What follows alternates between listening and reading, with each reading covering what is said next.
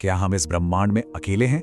ये सवाल तो हमेशा से रहा है, पर जानते हैं गहरे स्पेस से आते कुछ अजीब सिग्नल्स इस सवाल को और भी ज्यादा दिलचस्प बना देते हैं। तो आज चलिए इन्हीं कॉस्मिक सुरागों के पीछे की कहानी को समझते हैं। और देखिए, किसी भी बड़ी मिस्ट्री की तरह इसकी शुरुआत भी हुई एकदम हैरान कर देने वाले सुराग से। बात है 1977 की। एक एस्ट्रोनॉमर थे जेरी एहमैन। वो टेलीस्कोप का डेटा देख रहे थे और अचानक उन्हें 72 सेकंड का एक बहुत ही पावरफुल रेडियो सिग्नल मिला। मतलब ये इतना अजीब और अनएक्सपेक्टेड था कि उन्होंने प्रिंट आउट पर ये बस एक ही शब्द लिखा, वाओ। अब दशकों तक ये सिग्नल एक लेजेंडरी कोल्ड केस बना रहा। किसी को कुछ समझ नहीं आया, लेकिन हाल ही में एक टीम ने इस पुरानी फाइल को दोबारा खोला। सोचा कि चलो पुराने डेटा पर आज की मॉडर्न साइंस लगाकर देखते हैं, शायद कोई जवाब मिल जाए। और हुआ भी यही। 2025 में पब्लिश हुई एक नई एनालिसिस ने इस सिग्नल के बारे में कुछ नई डिटेल्स सामने रखी और इससे ये बात और भी पुख्ता हो गई कि ये शायद कोई नेचुरल घटना ही थी। हो सकता है हाइड्रोजन के किसी बहुत बड़े बादल से अचानक कोई एनर्जी की वेव निकली हो।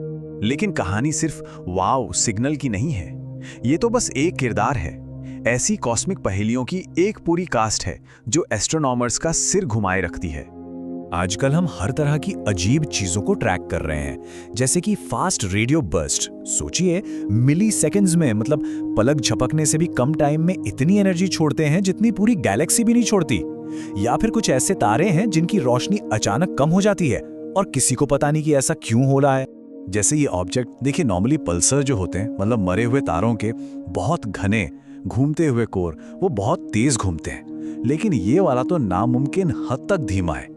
इतना धीमा कि ये हमारे फिजिक्स की थियरीज पर ही सवाल खड़े कर देता है कि भाई ऐसा कैसे हो सकता है। और टैबी स्टार का तो क्या ही कहना, उसकी रोशनी में जो अजीब उतार चढ़ाव होता है, उसने तो साइंटिस्ट को हैरान कर रखा है।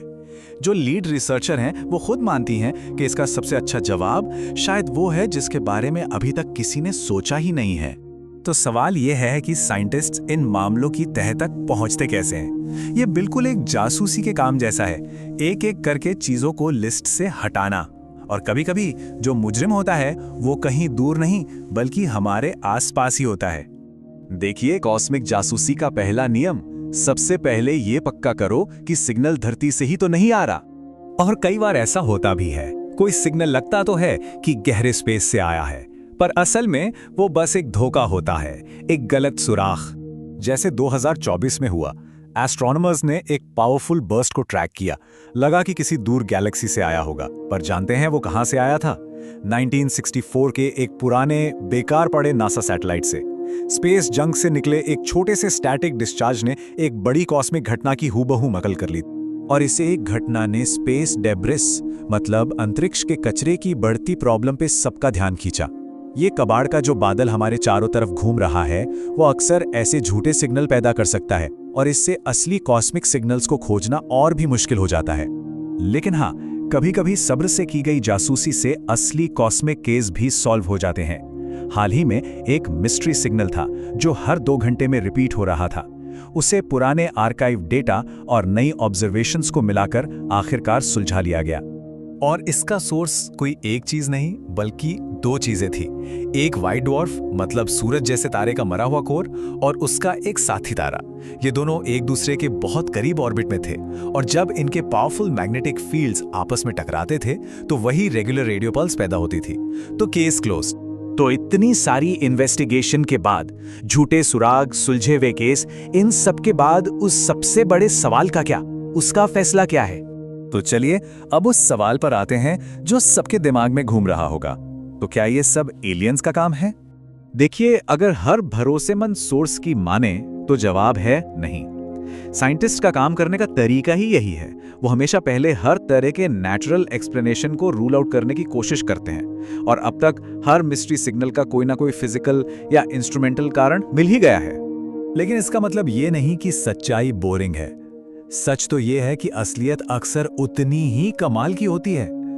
एलियंस को ढूंढने की इसी कोशिश में हम असल में यूनिवर्स की कुछ सबसे अजीब और दिमाग चकरा देने वाली चीजों तक पहुंचे हैं। और अब ये खोज और भी स्मार्ट हो गई है। ब्रेक थ्रू लिसन जैसे प्रोजेक्ट्स अब एआई का इस्तेमाल कर रहे हैं। मतलब मशीन लर्निंग अरबों खरबों ऑब्जर्वेशंस को स्कैन करती है और ऐसी अजीब चीजें ढूंढ निकालती है जो कोई इंसान कभी नहीं ढूंढ पाता, और वो भी बहुत तेजी से। भले ही हमें कोई एलियन सिग्नल ना मिले, पर हर अजीब सिग्नल हमें इस ब्रह्मांड के बारे में कुछ नया सिखाकर जाता है।